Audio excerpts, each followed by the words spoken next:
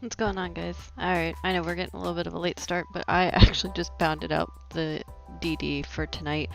So yeah, welcome to Friday night. It is 7:23 at 10:03. So yeah, we're just a little bit late tonight. I'm sorry, guys. So yeah, I will get the link to the DD for everyone in Discord. Okay, so I do want you guys to understand that this is a work in progress DD. So I'm gonna be working on this for a little bit, but I wanted to get this out to you guys as soon as possible. So the link for the Reddit post that I just posted, like not even a minute ago, is in the Discord, and I will be sharing my screen for everybody in YouTube here very shortly. I'm not gonna be really going through the post itself, but rather the links and everything that I have in there. So just bear with me, guys. I'm still trying to get set up here. How is everyone tonight? KMO on YouTube. Hey, Brian. Alright, guys. So here we go.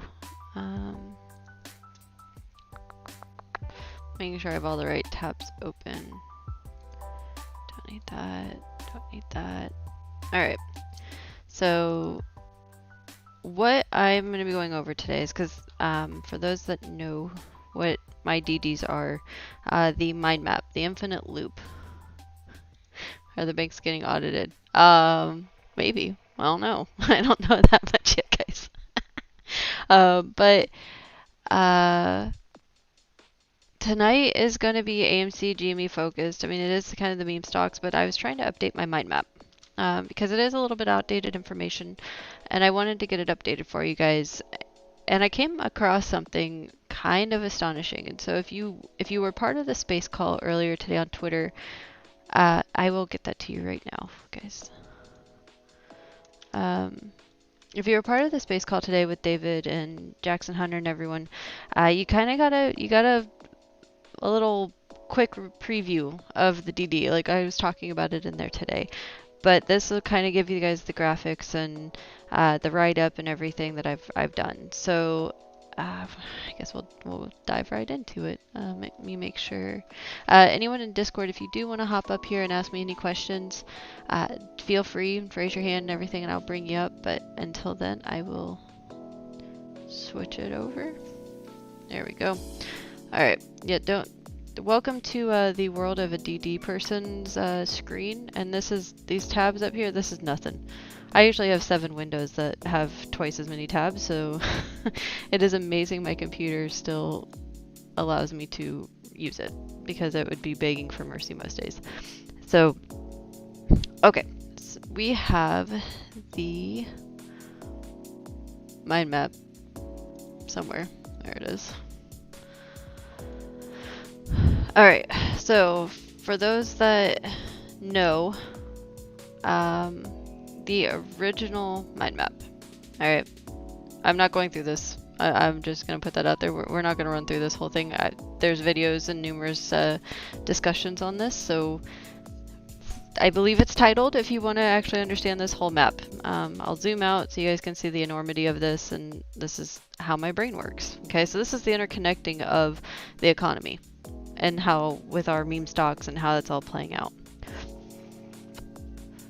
So what I wanted to do is update this section. So what I've done with GameStop and AMC, these two little bubbles here, I took the 13 DG filings for each of them back a couple months ago when I was looking into this to see who had control ownership of these entities.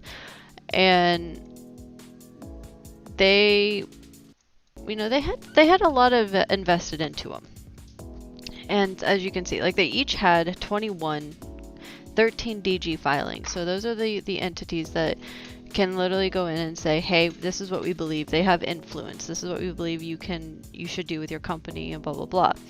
And I got really like confused because, you had Citadel up on a 13 DG filing, 0.72, Morgan Stanley, Ameriprise, and all these people up here with GameStop. You had Susquehanna and UBS, Dr. Burry was still up here at that point, Ryan Cohen's, AIG, like they were just really random. And so as I was trying to update this,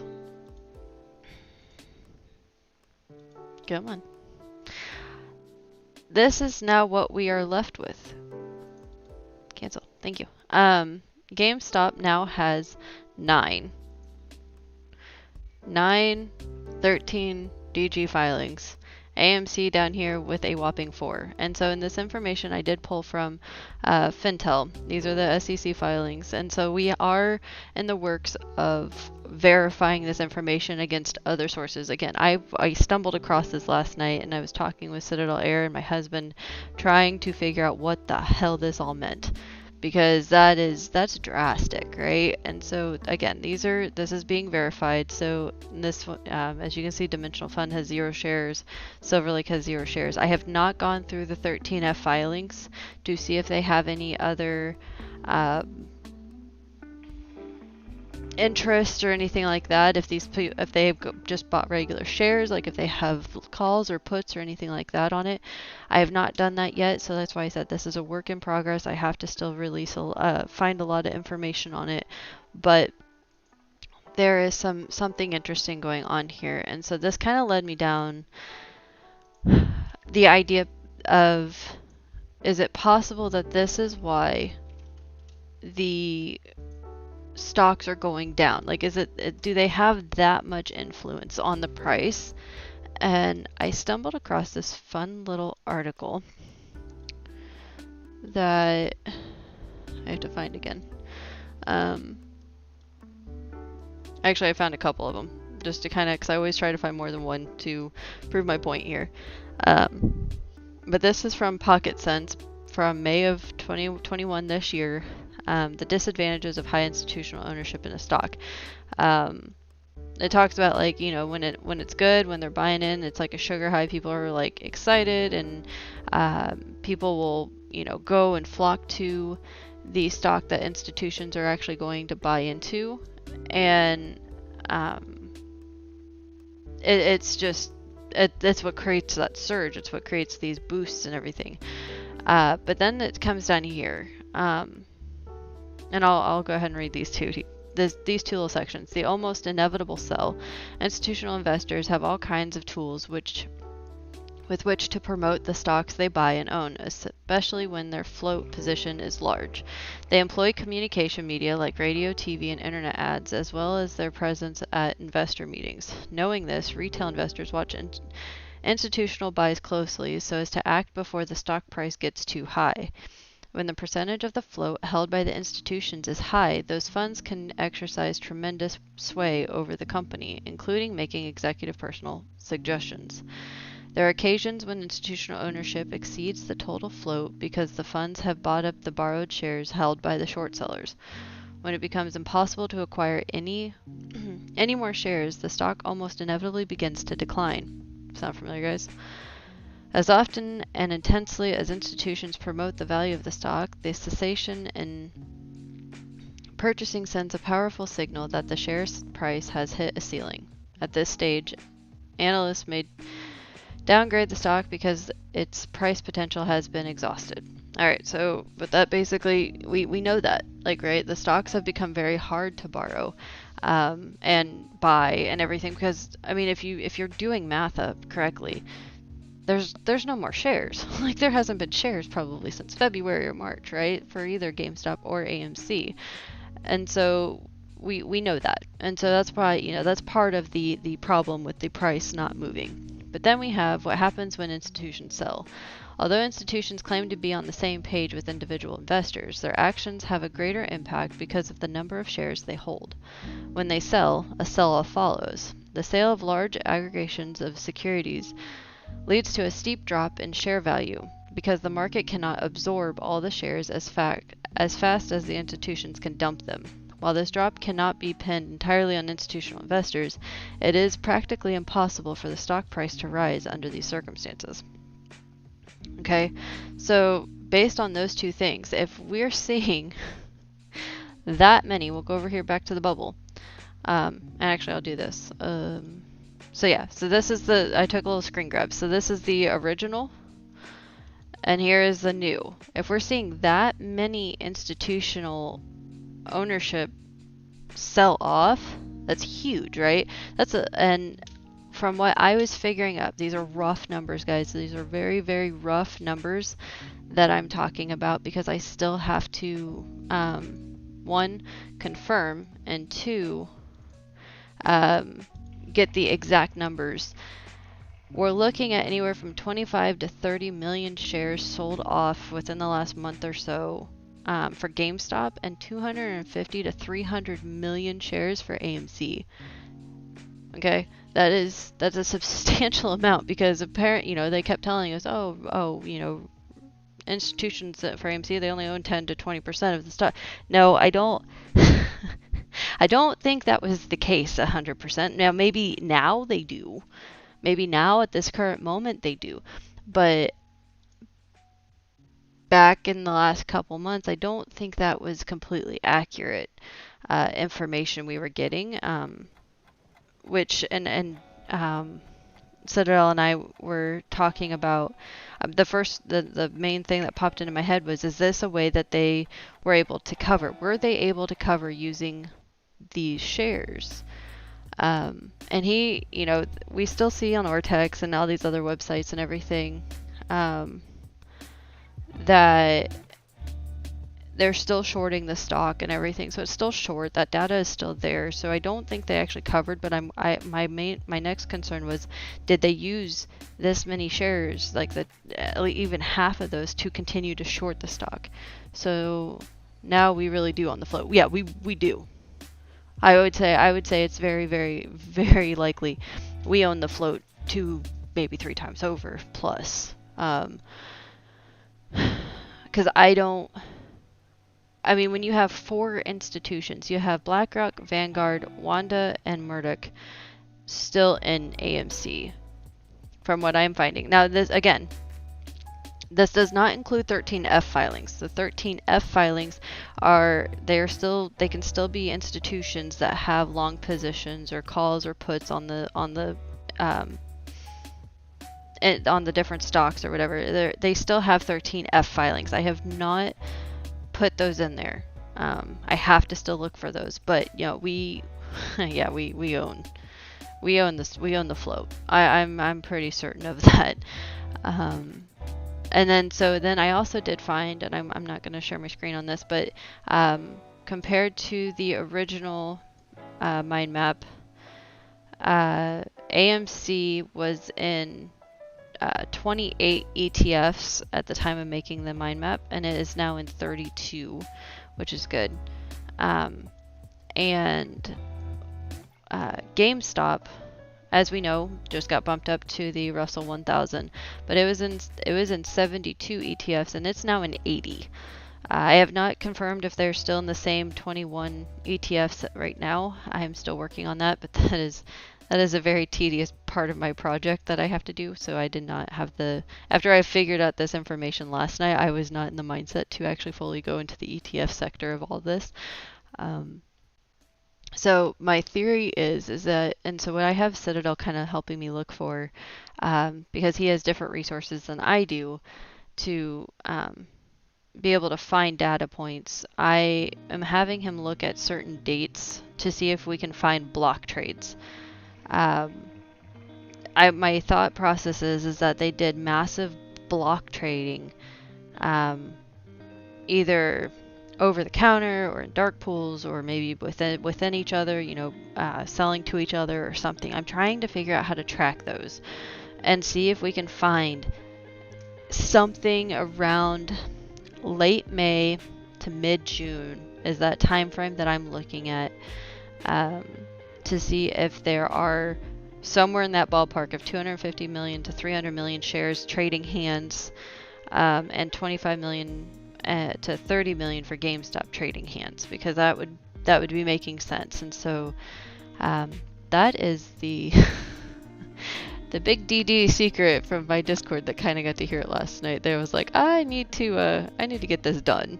So if anybody has questions on it, I'm willing to take questions, and if I can answer them, I will. Brian, I'm so excited that I'm glad it's good news. I'm so excited buying a ton on Monday. Oh, geez, just do what you can.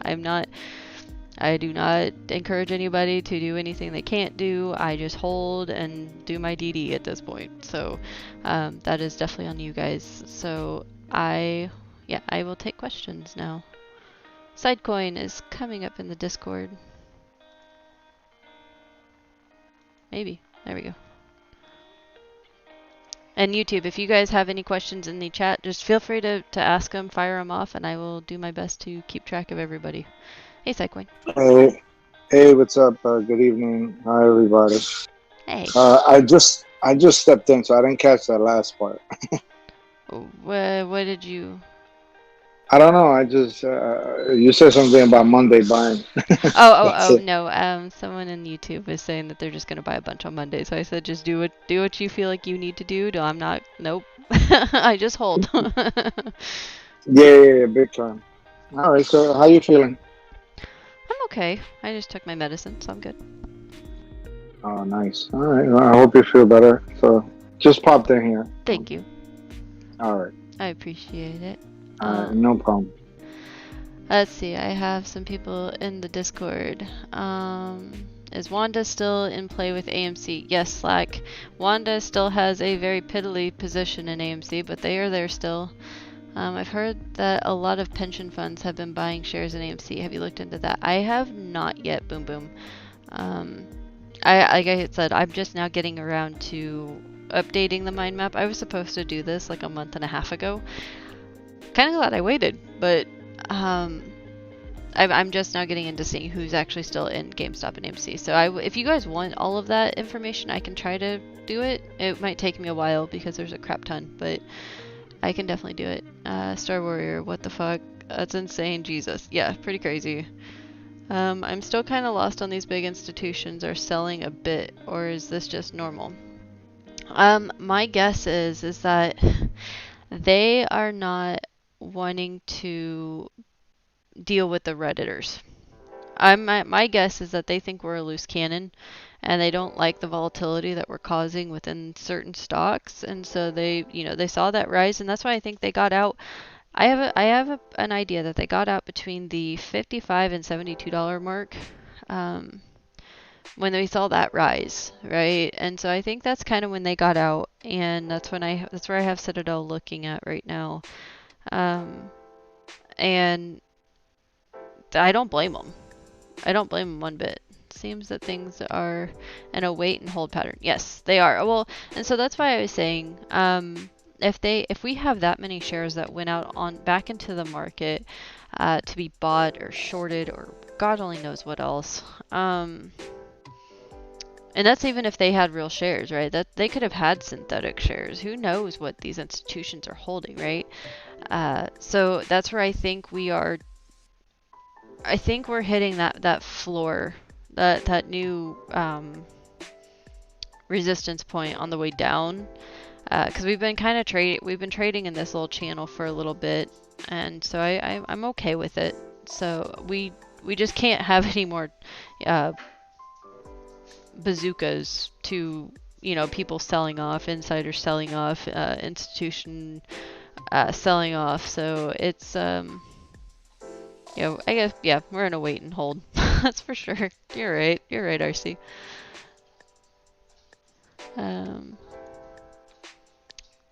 Do I have anyone else that wants to come up and talk tonight? So being new to all of this, on your map, all of those blocks pointing to AMC or GME, are those institutional buyers holding shares? Sorry for the noob question. I need to read all that and catch up. So yeah, the bubbles that are surrounding GameStop and AMC are institutional owners with a 13DG filing, which means that they have a control ownership investment into the companies. So that, that's different than a 13F. A 13F would be, an institution just goes and buys a bunch of shares and they have to report it, or they put calls or put options, and it's just kind of what the institutions have to do. It differs from the 13DG filings. So yeah, that's why it was pertinent to only do the 13DG filings, because they actually had say in the company. Um, Brian L. Pension funds. Wow, possibly Kentucky pension funds. Saw a documentary about how they are running out of money for pensions. It does not surprise me, guys. It does not surprise me one bit. Some people have said they think the government will step in during the squeeze and the price may not reach its full potential. What is your opinion on that? Thank you. RMC, so I've touched on this a few times.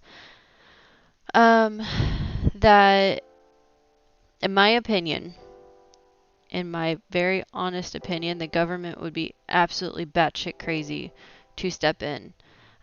Just based on the capital gains that we have, that they stand to make with people having to pay, or the different taxes that we have to pay. And you figure retail investors, we differ in the fact that we buy goods and services, and we'll buy houses, and we'll buy cars, and all that stuff has taxes. Those businesses have to pay taxes, so they would be completely asinine to do any kind of stopping of that. And then you factor in also the fact that if there's any kind of real intervention in the fact that retail investors stand to gain a lot of money from a MOAS, right?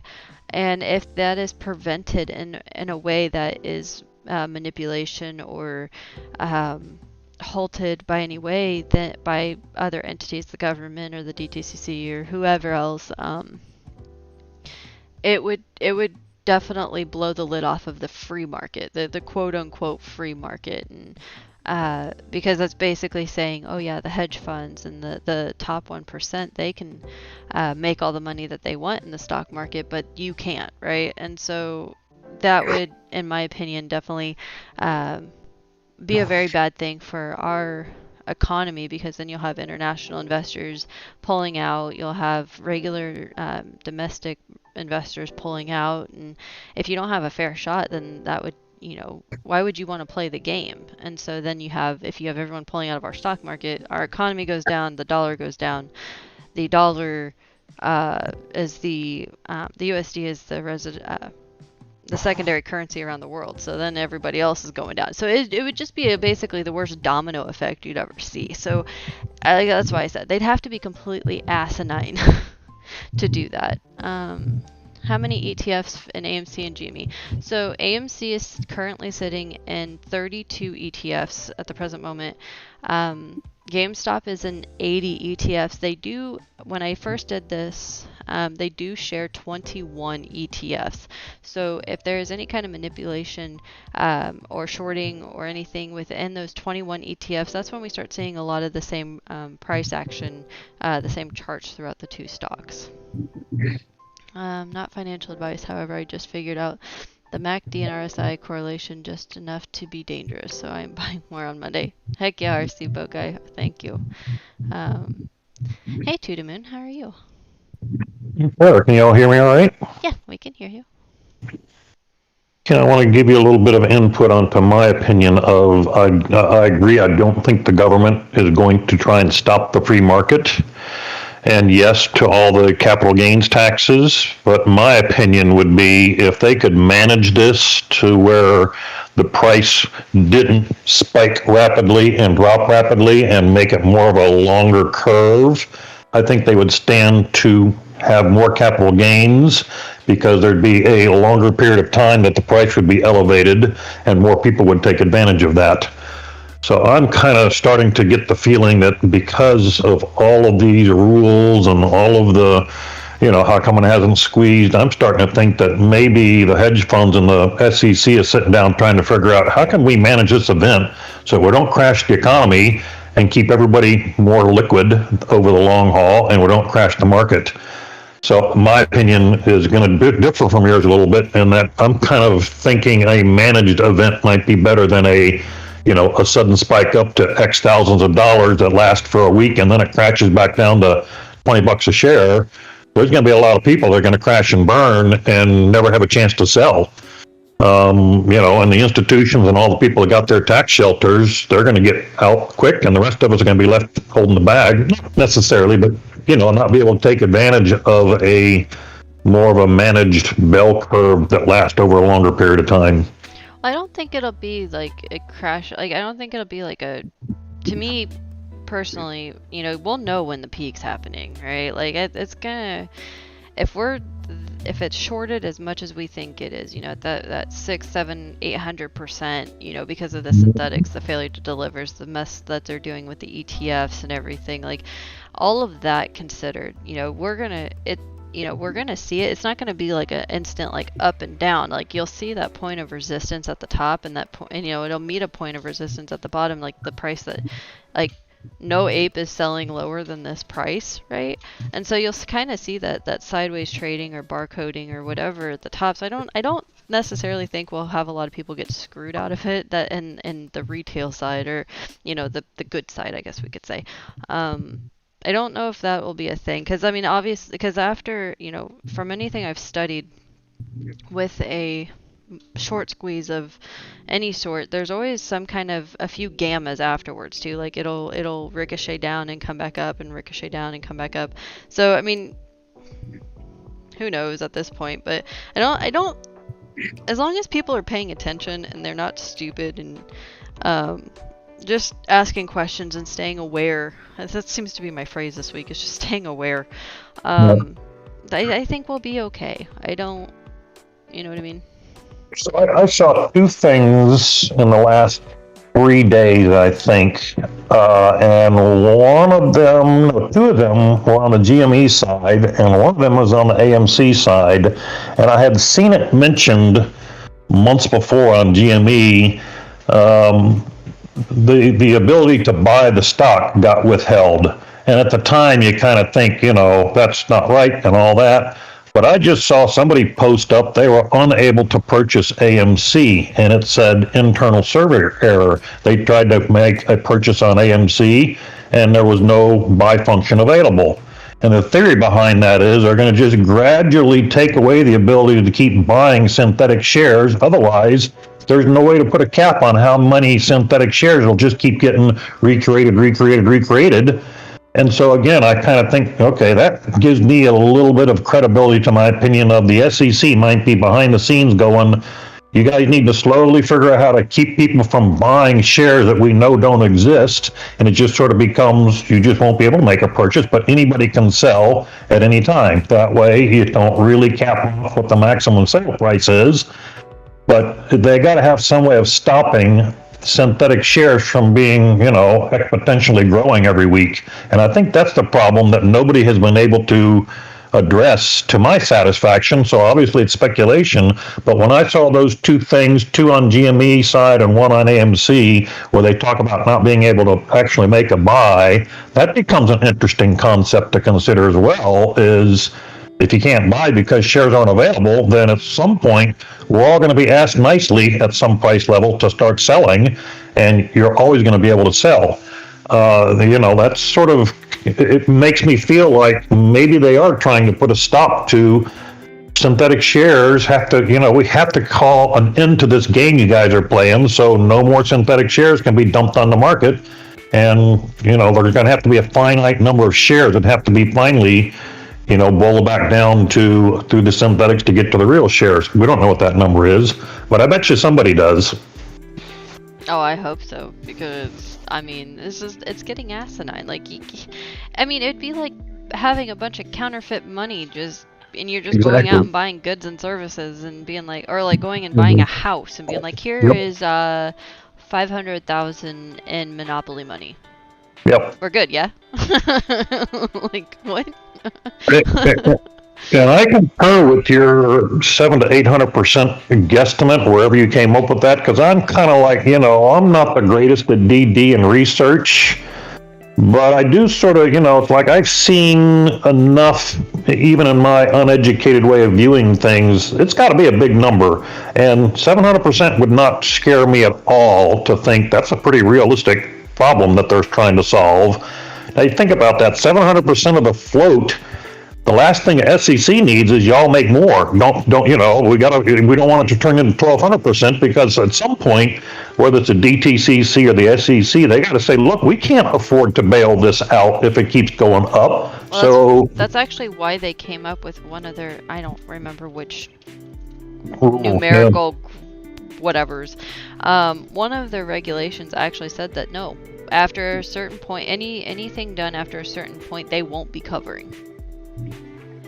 They actually have that in one of their regulations that that if the hedge funds did anything to cause major hardship, that DTCC won't be insuring it, and so then that just falls on the government at that point. But it's so back in February, March, when me and Killabees and Millennial Monk, we were working together with a few different data points, and we came at that point 200 to 300% short, based on what we could find with failure to delivers, and this was before synthetics were even a thing, but the failure to delivers, the shorts, things that we saw with the ETFs, and just other random data points that we found, we had come up with like a 200 to 300%. We've been kind of trying to keep track of that this whole time, and just based on what I now know with what's going on with the institutional selling off, and tracking the failure to delivers and the possible synthetics and everything, like that's where I'm at about that 700. But I mean, there's people that are saying at 1,500% short, and I'm like, guys, that's a little, no, that makes me want to gag. Like I can't wrap my head around that. Like there's no one that's stupid in this market. And then I'm like, oh wait. There is. There are plenty of greedy people in this whole thing. So, no comment. Hey, Citadel Air, how are you? I am well. How are you? Sorry to interrupt. No, you're fine. You're fine. Do you have anything to add to this conversation? I was just curious. With To the Moon, I mentioned that there appeared to be buying restriction due to internal server error on both AMC GME. Do you recall one of two things, either what day it was and or what platform?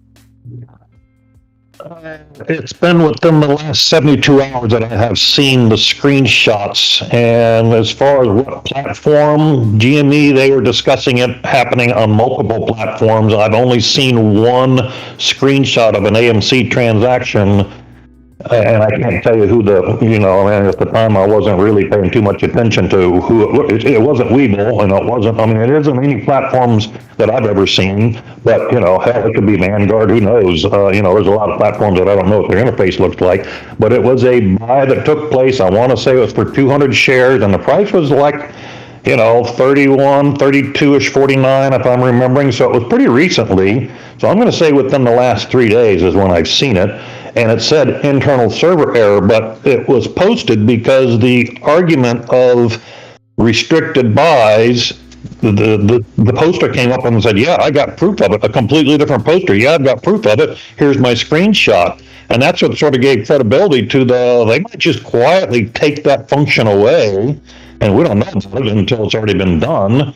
And, that could be the way they're going to kind of keep everybody from going on buying shares that don't exist. It had been, it had been restricted in the past with Robinhood and Interactive Brokers. There's a handful of them. I'm not going to name them all, but that restricted buying during the squeeze. But I'm wondering if it's one of two things: either if it's a certain Asian and European brokers, or they're not restricting per se, but if they try to execute a buy online, or they call their broker, the brokers have been telling them. And I'm hearing this again secondhand from friends of mine in Korea and other parts of Europe. Their brokers are telling them, I can't locate any shares to sell you, basically. But I'm wondering if the internal server error relates to the DNS, the Akamai outage the other day, where 30,000 websites and their counterparts where they interact or exchange went offline.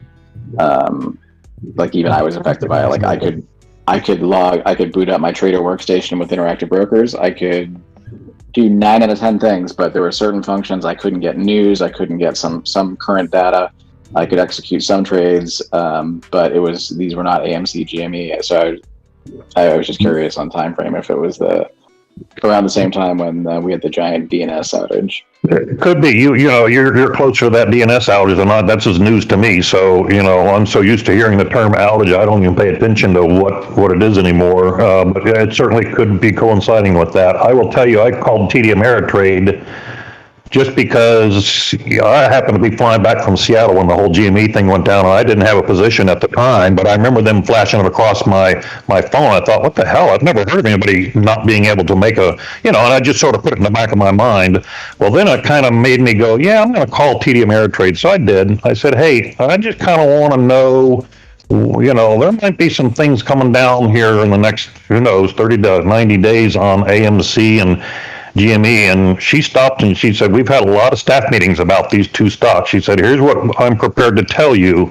We are not selling it on margin. We can't locate any shares, and we're not going to try and let you buy on margin. If you buy using cash, we're not going to restrict any buy-sell transactions at this point in time. She said, we will advise you if that changes, but she said, your position is you've got a cash, you do everything in cash, so you're probably not going to ever get restricted. But yes, we've had a lot of staff meetings about the situation of AMC and GME particularly. So that sort of tells me that this is not a new concept that the brokerages are talking about. But from a perspective of margin, I already know I can't buy it on margin. Yeah, no, I found that online with the wife has TD Ameritrade with her employer sponsored retirement funds, and so I've been looking into there. It's the only one I haven't tested or used, but I noticed that they were restricting or had, rather, prior to hearing about the restriction, they had ridiculous margin requirements. Not just on short positions, but just in general. And it sounds like they removed the margin altogether.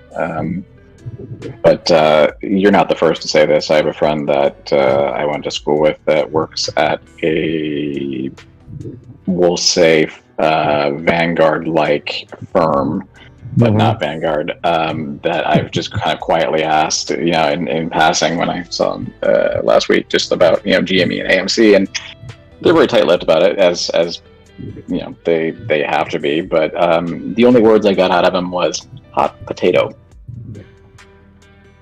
So take that at whatever as you will when you refer to the situation with GME, AMC, not just shorts, but just in general. He just said hot potato. I also will tell you, and this is a little bit dated, but just for a reference point for data for y'all to kind of keep in mind, whether it's relevant or not, I had some call contract on AMC back around, I don't know, I want to say 12 or 14. I'd have to go back and see, but it was somewhere in that range, and I was well in the money, and I went to exercise it, and it wouldn't let me do it. And I finally like, hey, what the hell? I want to exercise my contracts here. And finally I called and they said, we're going to have to handle that specifically with a broker specializing in AMC contracts specifically. And I got him on the phone. I said, I want to exercise my contract. He's like, okay, here's how we're going to do it. I said, no. I want to exercise. I don't want all these, we're going to buy here and sell. I want to exercise my contract at this price right now. He said, I can't do it. What I can do is I will close your position and buy simultaneously. I said, what's going on? He said, that's just the way we're going to have to do it. And I thought, okay, something's up in this. This is not right. I should be able to execute that contract without having intervention by special handling. And I got the impression that things were going to get more difficult as things continued with this stock. So I haven't taken any more positions in options, but that's, back at the 12-14 level, it was already starting to become a hot potato for them. Yeah, I mean, you can, I'm not going to kind of speculate on, again, not a financial advisor, et cetera, but if you read in between the lines of, that's, to me, in my opinion, an irregular process to then close out your position, and then I'm going to go buy 10 shares here, and there's 30 over there. Okay, I'm going to buy them there, and that to me signals something. Liquidity issue. Well, I'm not going to get down that road, but clearly there's some difficulty in locating, if you have one contract, 100 shares. I assume we're not talking about 1 million shares, but no, I had 4 contracts. As I recall, I think I had $12 calls, and we were at like $16 or something like that, or 14, 15. I was well in the money, and He's like, well, it's not like we're going to expect these things to fall out of the money, so we'll go ahead and handle this. I'm like, why can't I just execute the contract? Said, no, we can't let you do it. So that was back then. I can't imagine it's gotten any better since then. I pure speculation, but I would tend to agree with you. I mean, if it's, it sounds like it's, well, in my opinion, it's just going to snowball. If it was that difficult then what makes us think it's any easier now, given the additional scrutiny? Quite frankly, I'm shocked that, I mean, I don't use TD Ameritrade, but I'm shocked that they had a AMC options, specialist, like within a subset of the division. Like that, I'm not from that world, but that just sounds funny to me. It's like taking your car in for service, and it's like, oh, no. You need to speak to the special service advisor that deals specifically with headlights. Yeah, well, it wasn't like it was only stock that he covered, but because it was AMC, he said, I have to handle AMC and some other positions, and he said, so, and he unwound the AMC, but I'm like, he's, well, here's what we're going to do. We're going to go, close one of these contracts. I'm going to go ahead and buy it on the market. I'm like, no, you're not. I don't want you to buy it at 14. Hey, Tudamoon, yeah. You might need a pullback or something. You're getting really muffled on your sound. Oh, okay. Yeah, sorry. My phone has been in the shop this week, so anyway, it's just a point of reference for everybody to kind of, keep in the back of their mental Rolodexes as to whether it all makes your DD have more or less credibility as you go along. But just something has not felt right about the way they've been handling AMC for quite a while now, and that doesn't happen unless there's something amiss, as far as I'm concerned. I think you're onto something there. In my opinion, I agree. I was just thinking about, like, okay, they have to transfer to a senior broker, et cetera, and I was like, but this guy clearly is specializing in AMC, and then you said amongst other positions. So I wonder if his business card is something like TD Ameritrade, senior broker, like meme stock options specialist, because it sounds like he's just handling all the hot potato meme stocks. I hate saying he was definitely a higher level, because you call customer service and you tell them what you're calling for, and they hand you off, and she's like, no, I got to kick that up to he called them a different title from hers, and I got the impression he was a totally different part of the business model of who you talk to in customer service. Yeah, or someone in risk management, who knows? It's that's fascinating. Again, I'm not from that world, but there's that exchange. I find it's illuminating and fascinating at the same time. I haven't had that experience. Maybe I should try it with Vanguard, but they operate a little bit differently. But well, I did the no sale. You can't make a buy. I happen to have a lady that lives down the street from me, and she's got an IRA account, and she bought some AMC because I kind of turned her on to it. I said, hey, do me a favor, see if you can make a buy on AMC. And she got it in her IRA account, and she texted me, and she said, I couldn't make a buy. I said, okay, that confirms what I saw, and that confirms some of the stuff I've been hearing. And she said, well, do you want me to try it again? I said, no, I just wanted you to see if you could make a buy in your IRA. She said, well, I've got a non-IRA account. You want me to try that? I said, no, it's just more of a curiosity thing. But that's a real data point of somebody that I know in the flesh that said she couldn't make a buy. Was this recently as well? This was, about the same time that I saw the can't make a buy on AMC. So I can go back and get the actual date, because now that I think about it, we had a text exchange about it, so I can look and see what date that was. But she was able to confirm that she couldn't make a buy either. And she was with, I think she's with Vanguard. If it's falling within that window of when the DNS went down, I mean, unless you had connected, even if you had connected with like if you've been at Fidelity.com in the last 12 hours or Vanguard, like all of there's 30,000 or more websites down, major all the major financial institutions you could not access. And even for me, like when I'm loading my workstation, it doesn't need DNS. It still connects, but the parts of it that did require DNS to function were not functioning. So I had like a wonky. Can I just say this is the biggest argument against having like a digital currency like FedCoin? I mean, if our financial institution websites go down or the internet goes down, why do we need a digital currency? No, I agree. Come Although again? my boss is, says I have to promote Sitcoin. So anyone wishing to buy Sitcoin, please DM me, and I'll be happy to set you up with the official coin of Citadel Securities. Oh, Jesus. No, No, I'm just kidding. no, I'm just no. kidding. You say Sorry. shitcoin? Yeah, It's technically Sitcoin, but you can if you have a list, pronounce it. if you have a list, You it'll can be pronounce shitcoin. it anyway.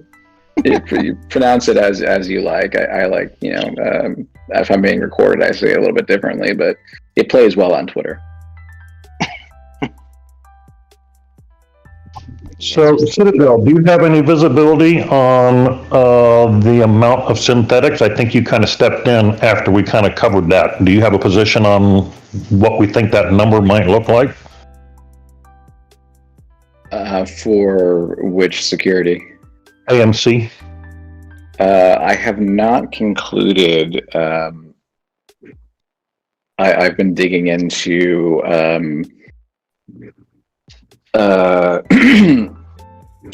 not, I don't want to say dark pools because I hate using that term, but off exchanges. How do you say? Forgive me, I'm a little tired. Kind of, what's the term I'm looking for? I'm sorry. I was reading something on my Reddit. So what was the question? Oh, my apologies. I'm a little sleep deprived, so I'm spacing on the term.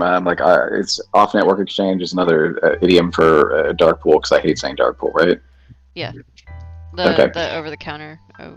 Yeah, like OTC or off network exchange, or Yeah. okay. I just don't. I got tired of saying dark pool, so I was trying to figure out if I was thinking right. Thank you. Sorry. We'll call it the Heidi hole. Hidey hole, yeah. So I've been pulling hidey hole data for going back 30, 45 days on both securities and just doing analysis. It would be pure speculation. I'm nowhere near, and my guess is just going to be speculation, just like anyone else's. I think if anyone's in a better position to understand or appreciate it, I think it's kind of what she probably talked about earlier. But I'm not comfortable speculating until I've gone a little bit further down the hidey hole, if you will. Yeah, because it's a lot. Like, that's what I was actually just reading. Is somebody on Reddit, Leisure Rules, so that they were digging into it as well and found the same data on FINRA. It shows a massive institutional sell-off on 630. For which security? Guessing AMC. All right, let me open up I dumped all of this data into Excel, and it kind of bogged down my workstation. Hold on. Oh, I understand completely. Oh no, that was for GameStop. It was for GameStop. Oh, I don't have that one readily accessible in front of me in Excel, but I could have told you if there was a massive sell on 630 and AMC. I mean, it could have been. I mean, it might be. Both of them, because who knows at this point.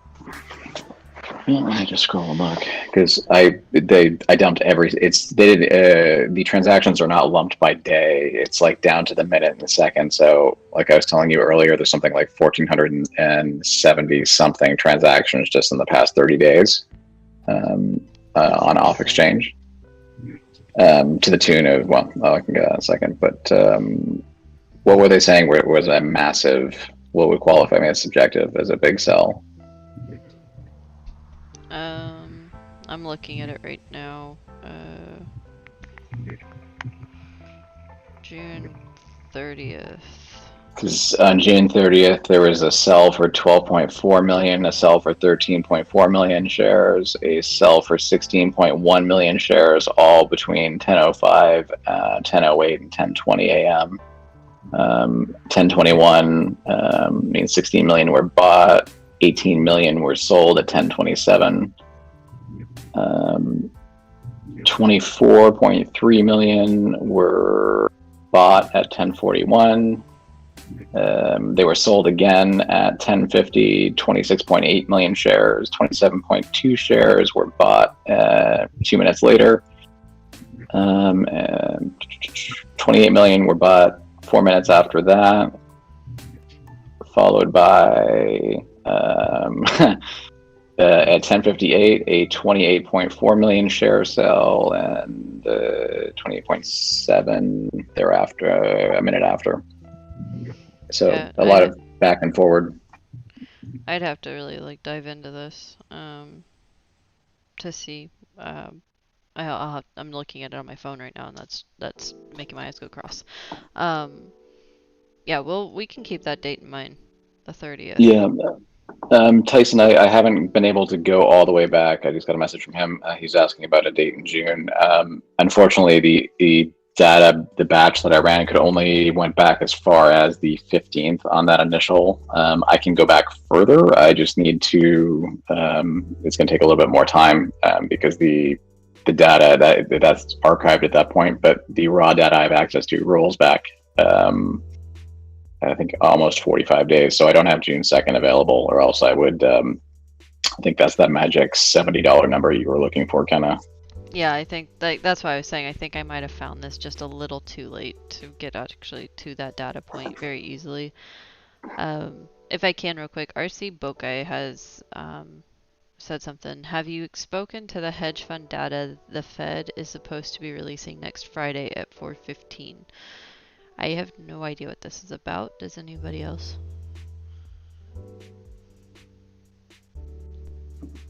I'm sorry, which caught some of that? I'm sorry. This is in regards to Tyson knows. the hedge funds. I have to basically going to see like their positions and stuff from Citadel and everybody else. So they're supposed to be releasing some information. That's like basically all I know off the top of my head. Yeah, they're supposed to be releasing some hedge fund data next Friday at 4:15 Citadel. Does that have to do with like the new DTCC stuff or the SEC rules or whatever? Does that have to do with that? I don't know. I do not know. Well, RC Boat, I guess I will copy and paste that and look into it for you. Right. And then Kevin, speaking to what Tuda Moon was talking about with like the buying and all of that, like I think he said he's saying this was a EU situation. I'm guessing. I mean, I know we have it in the States too, but I'm guessing that's what he's talking about with that.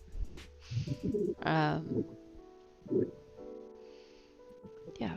So, do we have any final comments or questions? Anybody else that wants to come up here and chit chat for a little bit?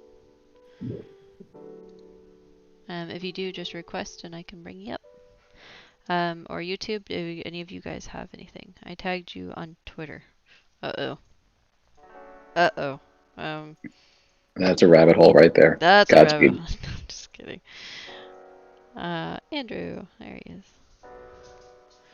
Oh, thank you. Okay, so it's the Twitter post. Next Friday, July 30th at 4:15, the Federal Reserve will be publicly releasing the total derivative exposure numbers of all the biggest domestic and foreign banks and their lending clients, including Citadel. And then there's some screen grabs here. Let me post this in Discord for you guys. Copy link. Thank you, Andrew. I appreciate it very much. It's been a very hectic day for me. So I barely, like, I'm on Twitter, but I'm not on Twitter some days. Like, I feel like I lose a lot of information. Let's see. Systemic risk report. Risk reported by law, Section 5 of the Bank Holding Company Act of 1956, of the Homeowners Loan Act, and Section 8, blah, blah, blah. Okay. The FRY 15 is what this is concerning. The report collects systemic risk data from large U.S. bank holding companies, covered savings and loan holdings, foreign bank organizations, and combined U.S. assets of $100 billion or more, including, if applicable, any U.S. intermediate holding companies of the FBO and the U.S.-based organizations designated as the global systemic import banks. Okay. Oh boy. I think some what's the new hashtag everyone's using because of me, the goofy shit. The goofy shit will be probably exposed hopefully on Friday. Unless they hide it again. I mean, I'm not gonna hype any dates of not what we do. We don't, hopefully we get some good information out of it. But I don't, they've been hiding for so long. Wow, this Twitter thread is long, guys.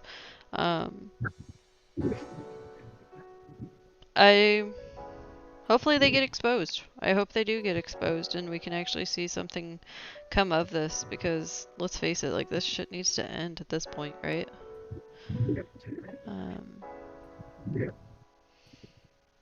Supposedly true positions of hedge funds, air quotes. Yeah, right. Just for the Friday question. How do I find this on Discord? Are you asking for our Discord? Or here, I will post our link, our Discord link. Invite, copy, close. There you guys go. So if you do want to come into the Discord, as you guys know, as you guys can figure out, we are broad market based. I feel like I need to put like a big banner that screams broad market because we had somebody come in that was kind of a little bit negative in the group that was mad that we were talking about other things than AMC and GME. We do watch the whole market and because it does affect AMC and GME because these hedge funds are also in other things than AMC and GME, right? So if you guys do want to come in the Discord and just kind of hang out with the community and talk with us on the days that we're able to get in there, or you can come into the Discord while we're doing our podcast and hop up here and just interact with us and be a part of the podcast. So that's kind of the fun thing with being in the Discord. But if you're watching on YouTube, you get the background music. So I guess those are the trade-offs, I guess, at this point. Do we have any other hot topics that we want to talk about? And I know you like to pay attention to the the banks and the banking system. I know that's one of your favorite data points to kind of keep an eye on. I wouldn't say favorite, but Well, it's one of the bellwether things that you pay a lot of.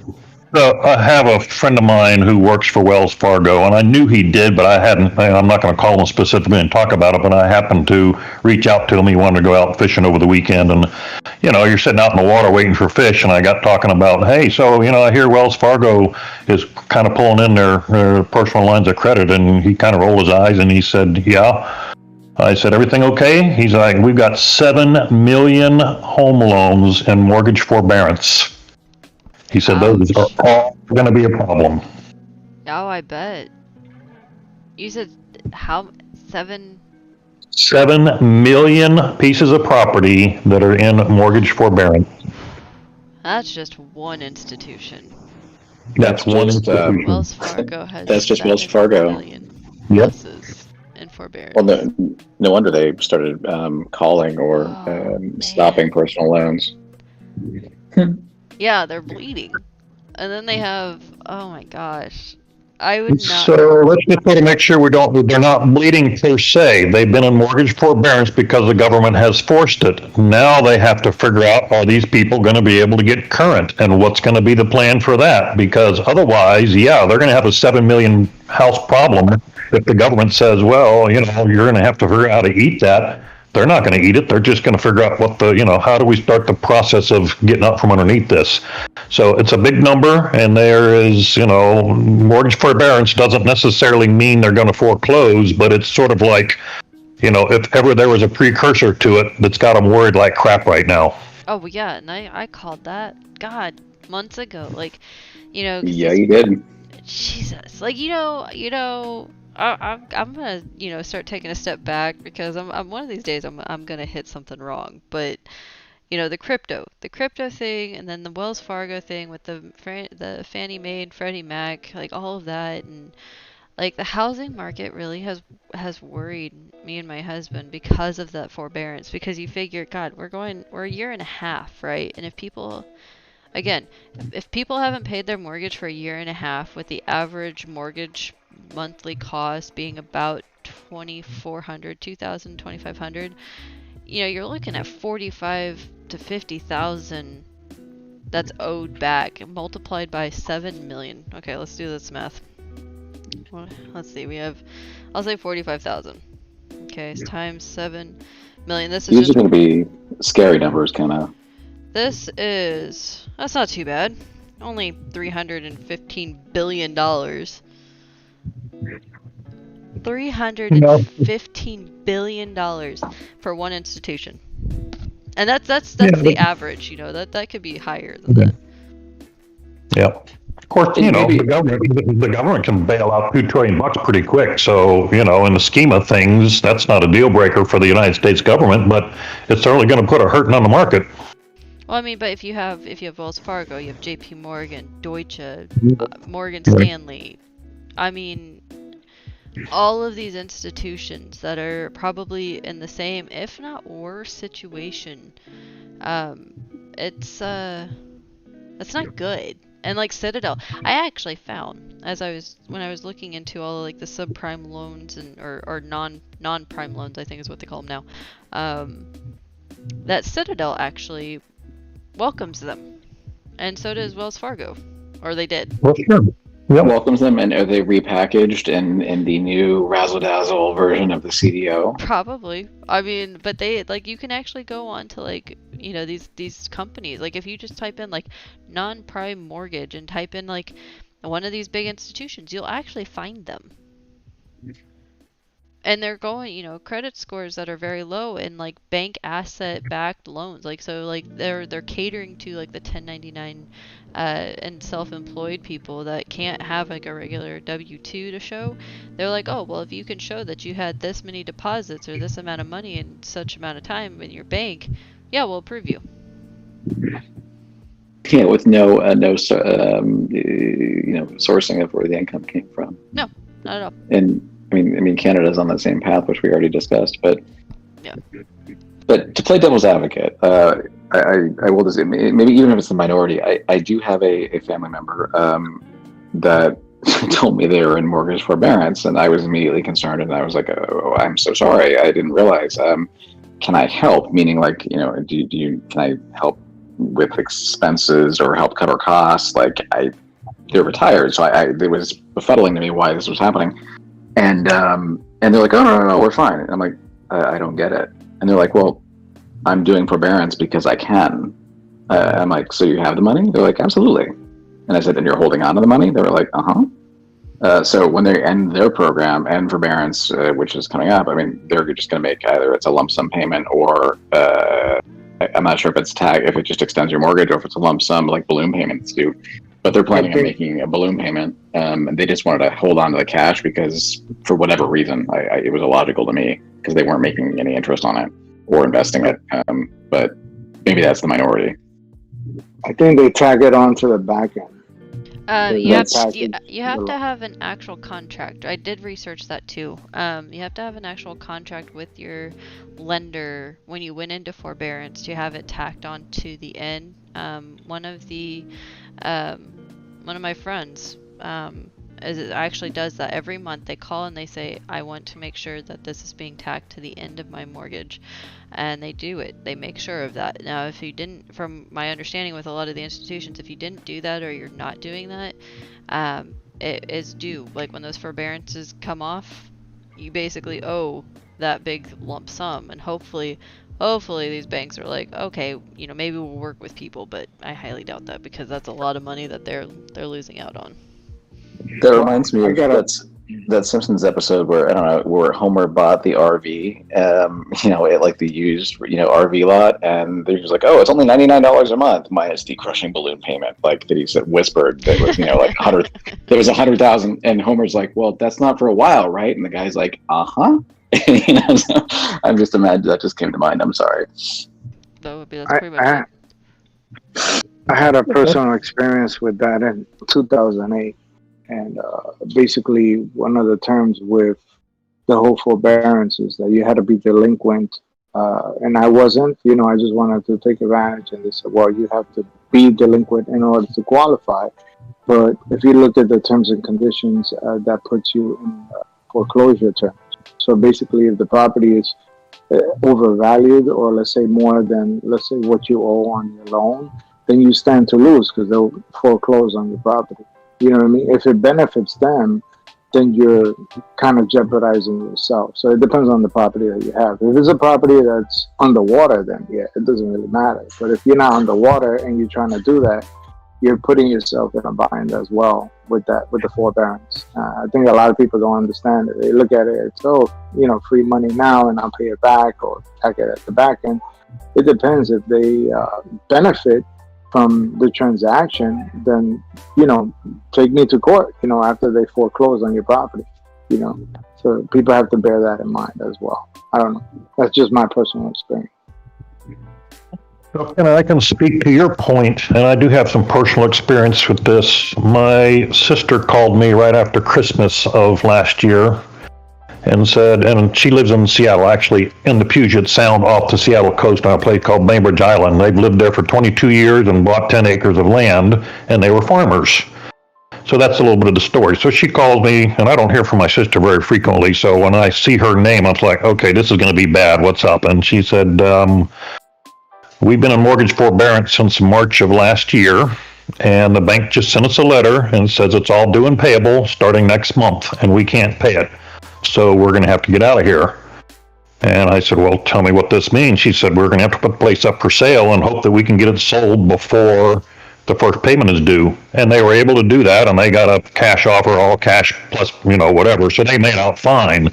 But to your point, Kenneth, the contract was, mortgage forbearance is all due and payable, all one lump sum to catch up, and they couldn't do it. They didn't have the money. Yeah, I don't know many people that would have like 40, 50, 100,000 just laying around to just pay their mortgage like that. Like, oh God. For 22 years, the bank knew they weren't going to be upside down. 10 acres on Bainbridge Island off the Seattle coast is worth a fortune. And the banks are like, we want you to not be able to pay so we can foreclose. No, we're not going to change this contract. We want our money. And so they came up with it. But the bank can lick their chops and go, if these people can't pay and we can make out with this real estate transaction, that's exactly what they're going to do. Yep. Correct. Hey, Monk, what's going on? What's up, Kenna? Hi, guys. Hey, I shouted you out for our data, collaboration back in February, March, figuring out the 200 to 300% short on AMC. Someone's ears were burning. I know. That was a collective effort. Yeah. So we did touch on that and how, you were just like, I basically brought you the numbers and was like, tell me what this means, and you're like, oh, here, let me Rain Man this for you, and goodness, we were freaking out that night. It was good times. It was simpler times, right? Definitely simple. How are the fires doing? Talking about Washington State, I just drove from New Mexico to Washington State today, and tomorrow we'll be on a fire. So you be safe out there. I will. So and I just had some free time, so wanted to join and see what everyone is discussing, and just listen in. You missed the big DD, so I will run through it real quick. I'm not going to pull up all the pictures again, but basically last night, going through my mind map, I was trying to update it, right, Monk? And found that the 13 DG filings for AMC and GME, those institutions have dwindled from 21 each to 4 for AMC and 9 for GameStop. Rough estimated number of shares for each that potentially went back out onto the market was 250 million to 300 million for AMC, 25 to 30 million for GameStop. These are rough estimates. Citadel, Air, and I are trying to really nail that number down and figure out when that happened. But I think this is why AMC and GME are kind of struggling right now. So. Don't you love when I do that to you?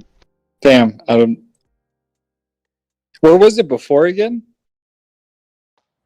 For the institutionals, for the 13 DGs, they each had 20. Yeah. They each had 21 institutional ownership and filings.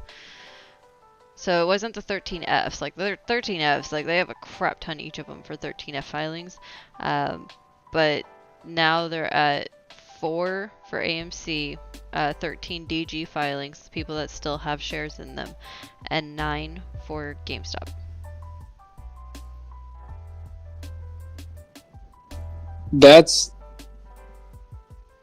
And this doesn't count. Oh wait, this does count ETFs or does not? No, I haven't even touched the ETF. Oh, Right. by the way, so an AMC is now in 32 ETFs again, and GameStop is in 80. Wait, 80 ETF. So I have to add those to my map, and I don't know if they're still sharing the same 21, but I have to confirm all that. But you can ask Citadel Air. I was kind of freaking out last night when I figured out the first part of this puzzle. Yeah, and then you sent me down a different rabbit hole. I'm good at that. Did I just hear that it possibly increased fourfold? From 20 something to did you say 80? No, GameStop was in 72, and they just went to 80 ETFs that they were in. And that is actually up from the 64. Whenever I started watching the ETFs in February, they were in 64. Okay, I misheard that. That was utter shell shock. My apologies. Yeah, no, AMC was in 20 something. I can't remember now. And they're in 32 now. But they were originally in 36. So AMC's having some funny things going on with it.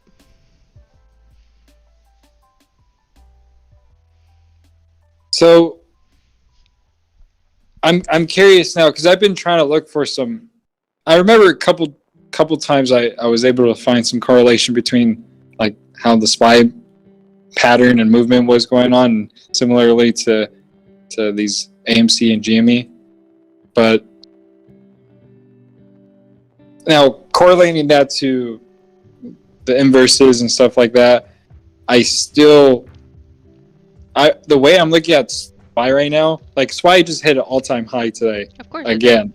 Of course it did. And so right now, because I've been actually doing weekly calls for it, been making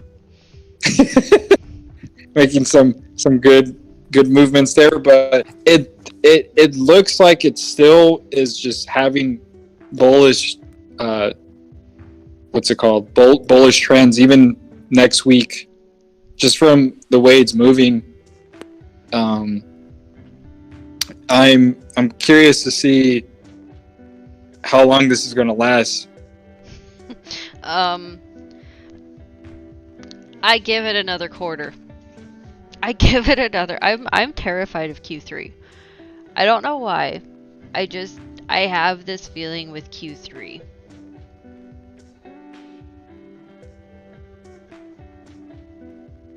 I don't know. I can't shake this feeling, but Right. I hope I'm wrong. And I really, because like I've also seen people say November, December timeframe, which would be terrible during the holidays, right? But obviously they would do it in the holidays. They would just do it. They're just that. They're just mean. They're evil. They're evil. But yeah, no, the correlation with the SPY and the meme stock. So you figure what we know. Well, also so there's TFT, which is the 20-year bond market, and I don't know if you noticed that it's been going up too, actually. Oh yes. And so it's like the SPY shouldn't be going up. Just everyone should know that, but it is. But right now it's at a good consistent rate. I'm trying to find some correlation of if there is a correlation between the SPY going up and then dropping and then these meme stocks. I feel like there is.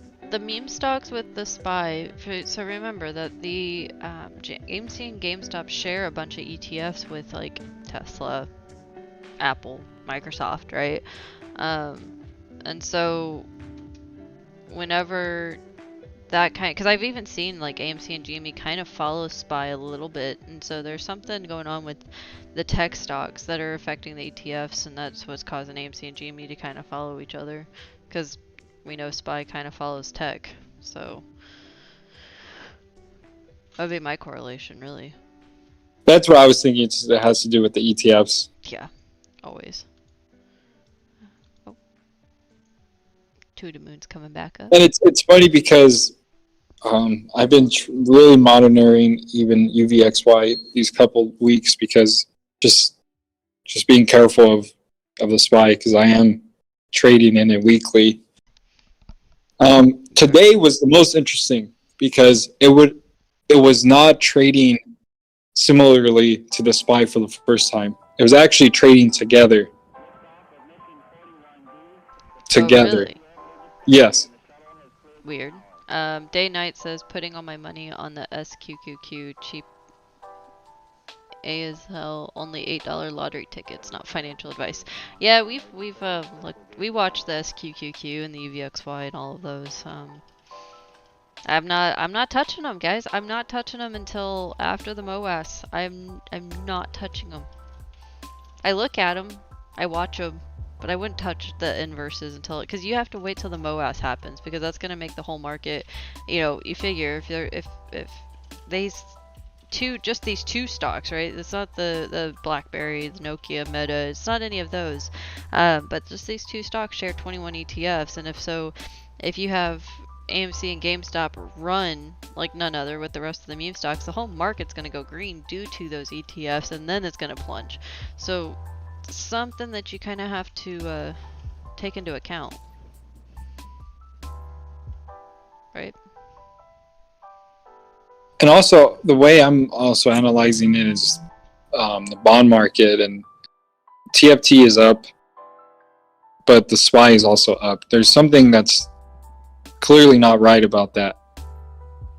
So no, there's I mean, Monk, I don't know if you read my history repeating itself, DD, but it did all the historical charts and all of the different like cross points and signals that usually say it's going to go down, and it's not going down. So there is a very weird problem and bad problem, I think, that we're experiencing right now within, you know, the NASDAQ, the Dow, the S&P. Someone is messing with it, and it's just going to cause that downward trend to hurt a little bit more than it should. Like, I think they're, you know, trying to pad it, I guess, like maybe try to safeguard it from whenever it does fall, and try to make the crash on it just to hurt a little bit less. But I don't think that's going to be the case, because once people start panicking and everything, I mean, look at Bitcoin. People panicked and then they sold Bitcoin, and well, it's sitting at what, 32,000 now. I don't know, like I just can't shake this with the main part of our market. And like, why would we have so many institutions buying into the inverses and putting puts on them and basically betting against our economy at this point? Like, why would they be doing that, right?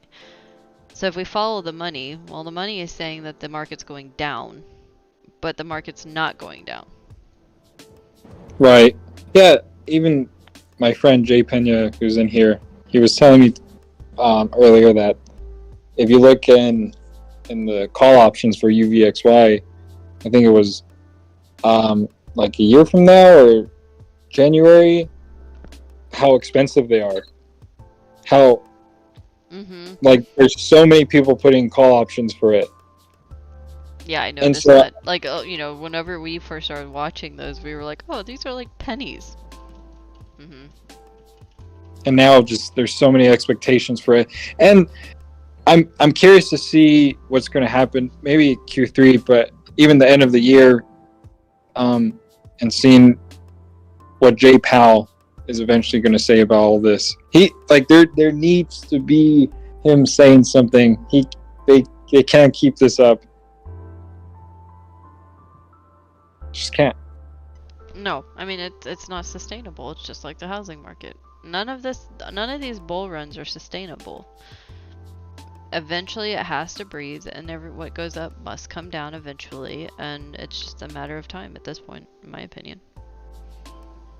I'm just looking at the VIX, and like the last time like today it hit 1410. Last time that it was like down in this area, like right before the big run up, March of last year, it hit 1386, and then from there, 3 days later, it started climbing. And like 15 days, it hit 8547. Right now, today, like I said, so today we hit 1410. I mean, obviously, coronavirus isn't like the Delta variant is a thing, but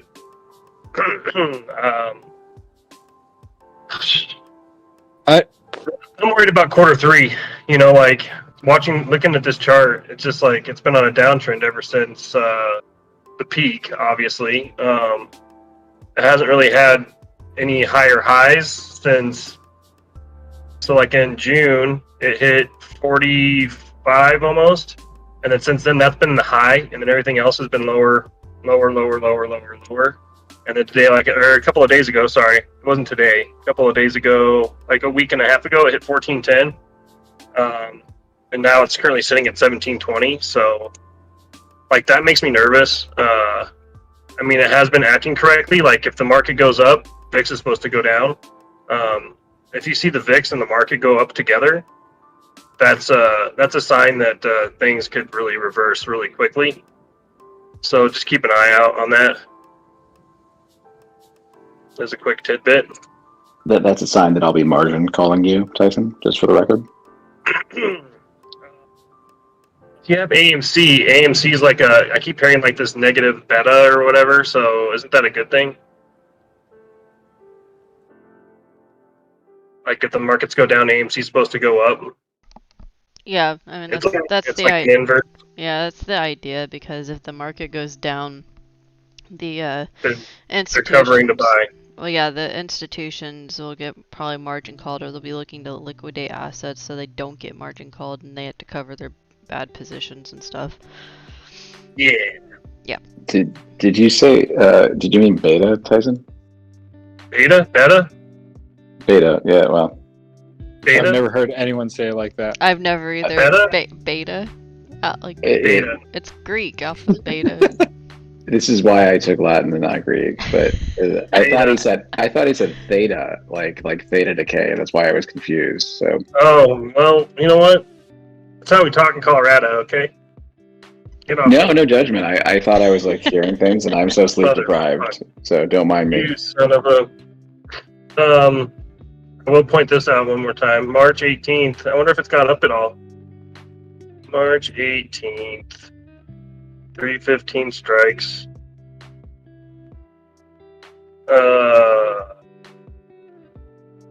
Not puts. A comment that I got was they're dumping into the dark pools, which is why UVXY and SPY are simultaneously increasing. I agree with that, but also I think to add on to that is just I think what was it? I think so. What was it? UVXY measures futures in the VIX, right? So UVXY is based off futures contracts of the VIX, not the VIX directly. So it's off of the S&P. Yes. Yes, sir. And future contracts have implied premium. So I don't know if everyone understands. I don't know how to say it, but contango. So contango is when VIX is below VIX. So when VIX is below VIX futures plus premium. So then the contracts have to come down to meet VIX's value if VIX is below it.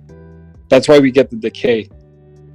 Especially when UVXY rolls over to the next period future contracts and VIX is low, the decay is even faster. I don't know if that makes sense. I know that was... I'll write it down.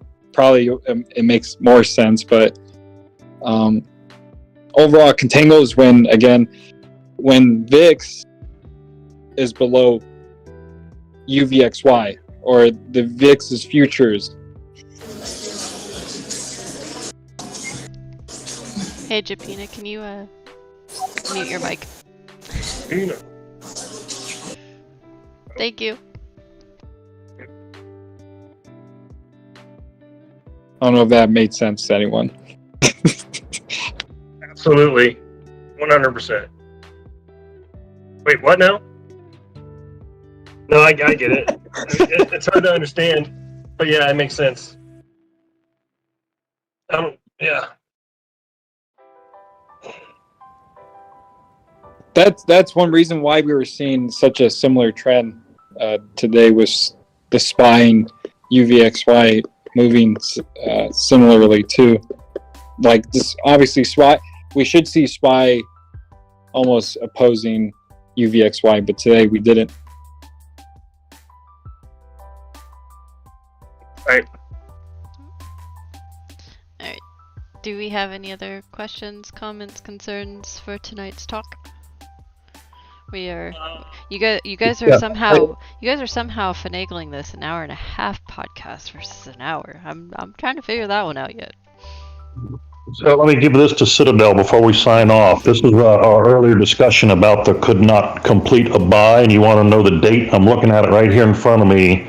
The 15th of July at 10 minutes after close. This was a buy request for 200 shares on extended hours at a $13.90 or $39.47 price, and it would not fill. I could actually take a look because I have some of that data. You said it was July 15th after hours. What time? This was 10 minutes after close bell, and then the next day when I asked my neighbor to make a buy, she could not make a buy, so that would make it on the 16th. And that was GME, yeah? No, AMC. AMC on both? Yes. Cool. If you can screen grab and direct message me, that would be helpful. I will. I'm happy to dig into it. Okay. Well, just, if it coincides with that outage, then that explains it a lot better. No, the outage was yesterday or the day before. It was not. It didn't go back to the 15th, that I'm aware of. But I mean, I'll look. Okay. But I'll send it to you. systemic outage was the other day. Okay, I'll send it to you. Hey, Awesome. Kenna, I have a question. Jay Pena can't talk right now, but he said, can you ask if she said 300 million shares were sold of AMC? How is that possible?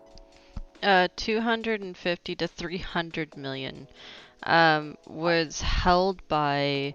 These are, like I said, these are rough estimates that we're still trying to confirm, but from data points that I found, 250 to 300 million shares were held by institutions that had 13 DG filings.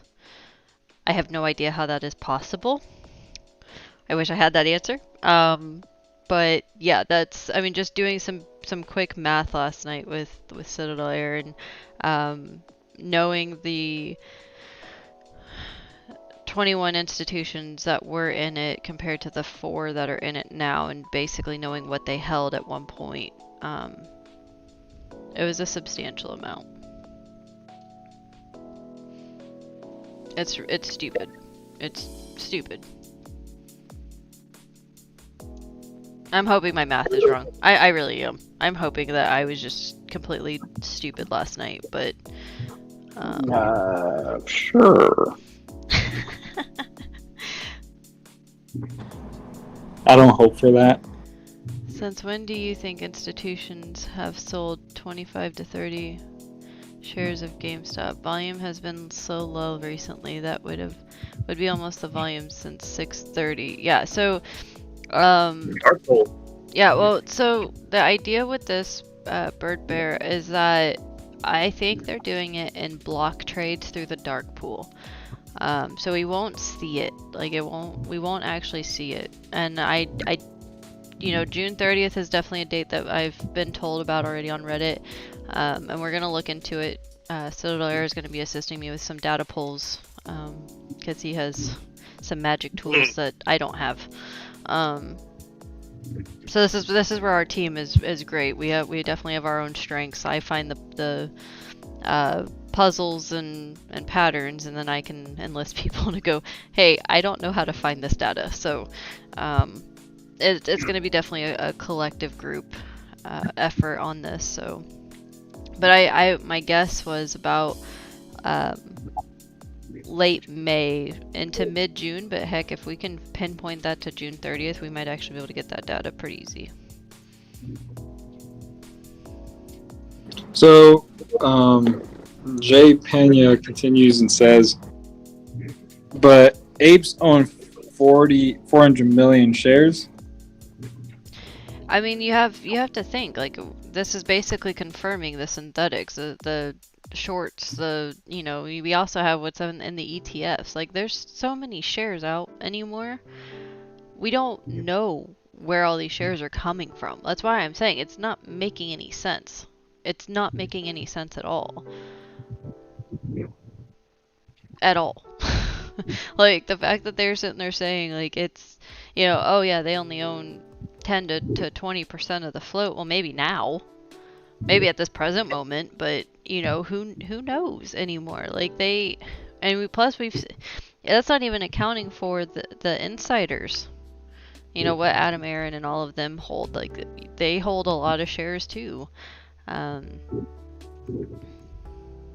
yeah, I mean, if we can... That wouldn't be part of the free float, though, would it? I mean, at this point, I can't even look at the float. I have to look at the outstanding shares too, because that's... It all kind of is going to start playing into one another and seeing where the numbers are coming from. Because that's the only really goofy thing with AMC is that almost all investors have common shares because of how they restructured, because it was the Class B shares were the preferred, like they had the 3 vote to 1 vote or whatever, and Wanda was the only one that was holding that, and they sold all that. They converted it. So yeah, like I said, work in progress, guys. This literally came out last night while I was trying to update my mind map, and here we are.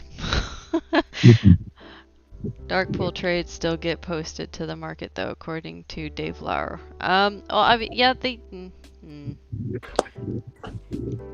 Citadel? Technically, yes, but they're delayed by 2 weeks, and they're reported to the exchanges. The availability is delayed 2 weeks. It might be longer, but from what I've gathered, it was 2 weeks. I mean, I can get it in real time, but the answer is yes. But how transparent they are, it's more opaque than anything. From what I've gathered, it kind of goes back to what Dr. Trimbach said the other day, that the available data we have, unless it's like FTD equals 0 or SI equals 0, the data is probably garbage. Yep. Couldn't have said it better. Thank you. Someone needs to go to jail. Yeah, like maybe that's a hashtag we should definitely get going. Jail, and not fines or something. Like, for Christ's sake, like this is getting ridiculous. Interesting. Dave Lauer could be a cool guest to have on here at some point. Yeah, I'd welcome that. I remember we found a list of fines that Citadel had, and oh gosh, there was like over 70, but they have over 70 just fines. They don't care. They don't care about fines. Money is just an object to them. They don't care. And I think that's what sets us apart. We care about money. They don't. They care about it, but they care about it in a whole different way. And the fines are petty cash to them. The fines are already priced in. Let's be honest. Yeah. And for the longest time, I wouldn't be surprised if on their P&L that somewhere there's a healthy budget allocation for fines other. Yeah. And for the longest time, I was under the thought of, the DTCC is gonna save us all, but nope, they're colluding with them. they're obviously they made those rules just for the DTCC. If once there is an investigation to be like, oh yeah, this is what we did, this is why we pulled these up, and this is how we're saving our asses, and so while basically like what is it, Stewart from Saturday Night Live, like, look what I can do. no, Stewart, no, that was from Mad TV. Oh, Mad TV, that's right. My, that was. That's how I feel like the DTCC is their Stewart now. Look what I can do. I think you guys are giving up on the DTC a little too soon. I'm kind of the feeling, only because I've been around long enough to know if there's a problem, they're all trying to manage this problem before it gets out of control and into the public's hands. So I'm kind of still of the feeling the DTCC is still trying to figure out how to sort of make this as soft a landing as they can, because their ass is going to be questioned by Congress before it's over with, and so. If I were the DCCC, I'd be going to the hedge funds and going, all right, let's figure out how we're going to make ourselves look as good as we can in this process, because it's going to get bad. Yeah, but you have to remember the hedge funds are in with the government. Yeah, until it comes time for the congressional hearings and the public that's going to be watching it. So, I mean, I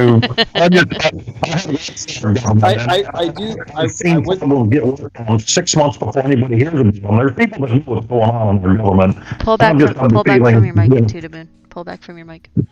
Yeah, I said I've worked for our government for 12 years, and I've watched them work on problems before anybody knew it was a problem, and I'm kind of like. I still believe the DTC is probably going to try and figure out how to, we're going to have to take some responsibility here, but we don't want to take it up the butt all at once. Let's sort of, everybody's going to have to spread this around here. Well, the DTCC is a private entity. It's not a government entity. Yeah, it's a nonprofit. Right. But they have the insurance policy for, whatever it is, $50 trillion or something like that for, losses that the hedge funds can't come up with. It goes to the DTCC, and then it goes to the SEC, and then it goes to the government, the U.S. government. So, there's a little bit of a chain of command here that if they could figure out how to, and I'm not saying it's just the DTC, I just sort of feel like everybody that's going to have their ass on the line is probably trying to cut a deal right now to make this as soft as they can, even though it's going to hurt. It's not going to be, it's not going to crash the economy if they can figure out how to prevent it. Bird Bear asked, how is Kenny G running both Citadel Securities, the market maker, and Citadel LLC, the hedge fund, not illegal? Yeah, there's that too. There is no conflict of interest whatsoever, and I think I'm listed as one of the founding partners as a legal issue, the pilot. So I mean, it seems to absolve him of any sense. It's just a non-issue. So I thought they were poking fun at you all this time, Citadel. You actually work for Citadel? No. 100%. I fly Kenny around all the time. No. As a pilot? 100%. I keep the cargo full of Hellman's mayo at all times. I bet you're an airplane. I didn't know you were a pilot. I thought you were an actual airplane. Yes, I'm a citation jet. Yes. Oh, okay. That's Citadel. Okay, so I was like, all right, I get the citation jet part. Okay. So you got the screen grab I sent you, Citadel? Most likely, I haven't switched over. I'll take a look though. No, that's fine. I just want to make sure you got it, and just a date reference. That was in response to somebody on the AMC, one of the AMC, I think it was a Reddit board, saying, "Hey, I hear we can't make a buy," and somebody else chimed in and that was a screenshot that they posted, and I captured it. So it's more than one person talking about it. Yeah, I got it. It looks like Weeble, so it will be. I'll dive into it. Thank you, man. Okay, bye. Y'all have a good night. I'm gonna call it a day. All right, good night to the moon. All right, and on that note, guys. Oh, Monk, do you have something else? I have one last thing. There's one last thing. So what do you, if I can say it, obviously, I want to. Well, go for it. Okay, so I've been hearing a lot of talk about next month, like Oh Lord. I know. like, oh, we're gonna get a nice little uptrend. I don't know if you guys seen it recently or heard about it. I don't know if they say every month, but I haven't. I was gonna say, isn't that every month? No, August, I'm pretty bullish on.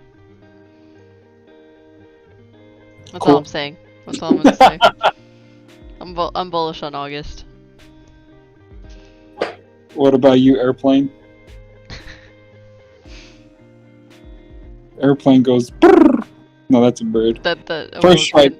I feel like that would be a really bad thing if an airplane did that. Yeah, it's going down. Tyson, What do you do have any comments? Wait, what did Monk just say? How do you feel about August? Oh, about August? Mhm. Well, you know, Bam said August is bullish.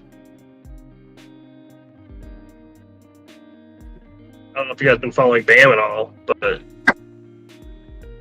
Oh, you know, Bam. I'm bullish on August 10th and 11th for unrelated issues of a different stock. For Meta.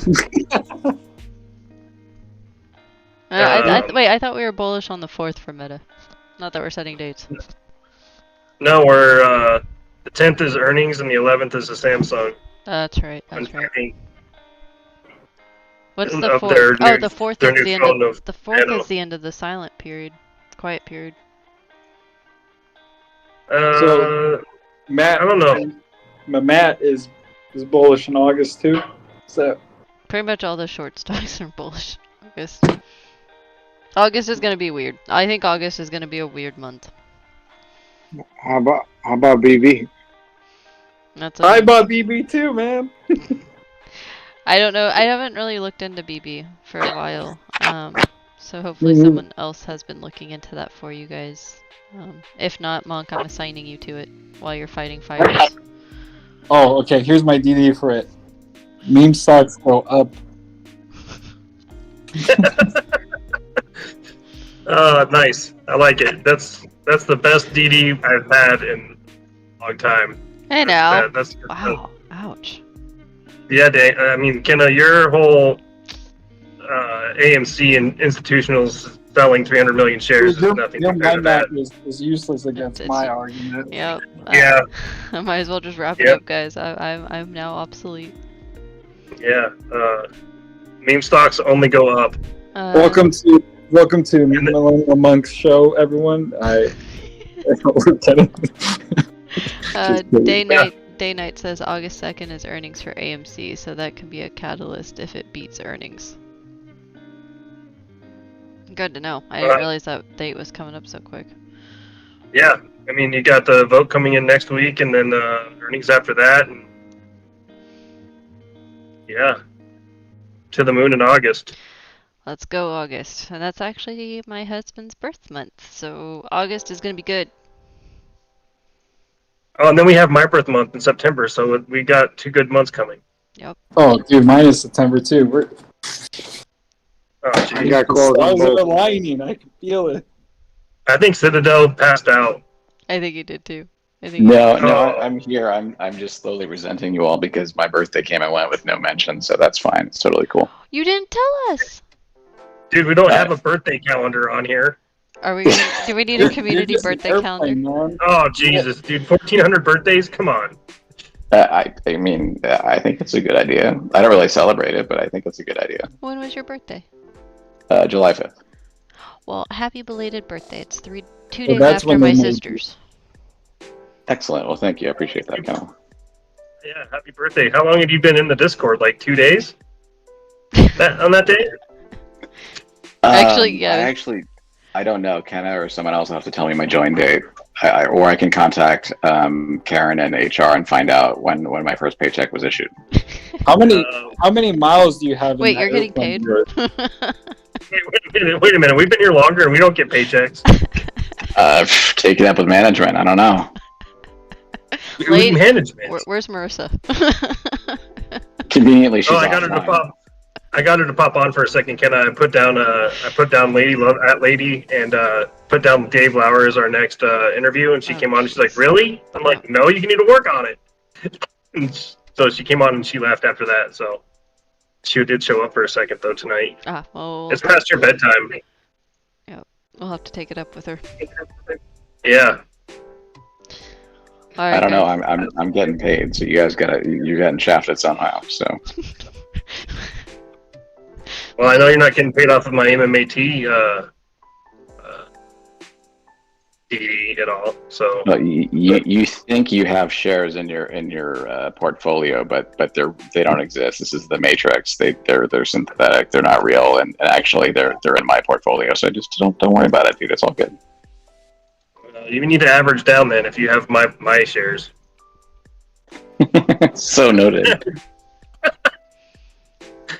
All right, guys. This has been a great Friday night podcast.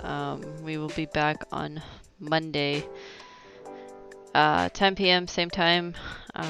Hopefully I have the DD done. Maybe we have some other new fun stuff coming on. And hopefully we have a green day. So, but everyone take care of yourself this weekend.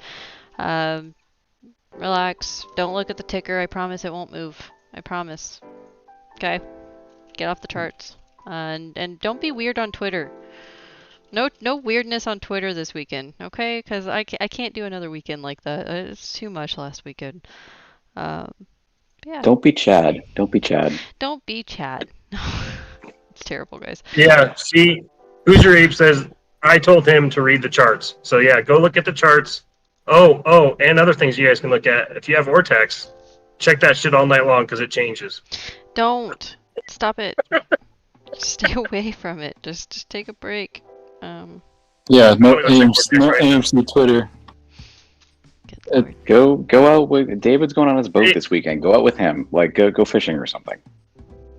I want to go out on Instead of AMC tweets, everybody needs to put out MMAT tweets. It confused the market. Oh jeez. No, because then we don't know. Just I miss the days Collusion, conspiracy. I being miss recorded. I miss the days of when they were trying to push like what was it like ass and things like that on Reddit just kind of mess with the algorithms.